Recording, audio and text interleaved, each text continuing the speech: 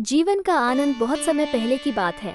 जब सिकंदर अपनी शक्ति के बल पर दुनिया भर में राज करने लगा था तो उसे अपनी ताकत पर इतना गुमान होने लगा था कि अब वो अमर होना चाहता था।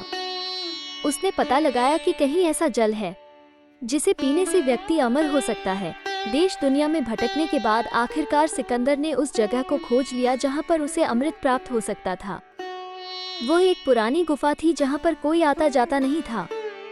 देखने में वो बहुत डरावनी लग रही थी, लेकिन सिकंदर ने एक जोर की सांस ली और गुफा में प्रवेश कर गया। वहां पर उसने देखा कि गुफा के अंदर एक अमृत का झरना बह रहा है। उसने जल पीने के लिए हाथ बढ़ाया ही था कि एक कौवे की आवाज आई। कौवा गुफा के अंदर ही बैठा था। कौवा जोर से बोला, ठहर, रुक जा, ये भूल मत करना।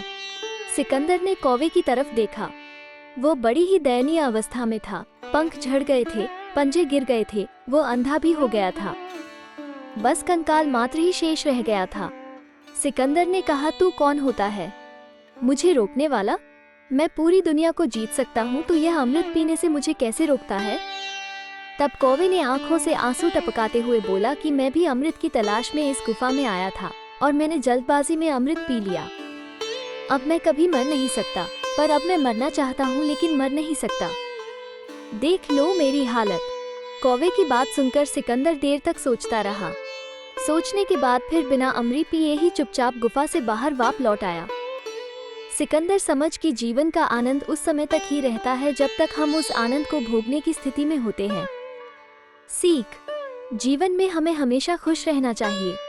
हमें कभी भी खुश रहने के लिए बड़ी सफलता या समय का इंतजार नहीं करना चाहिए, क्योंकि समय के साथ हम बूढ़े होते जाते हैं और फिर अपने जीवन का असली आनंद नहीं उठा पाते हैं।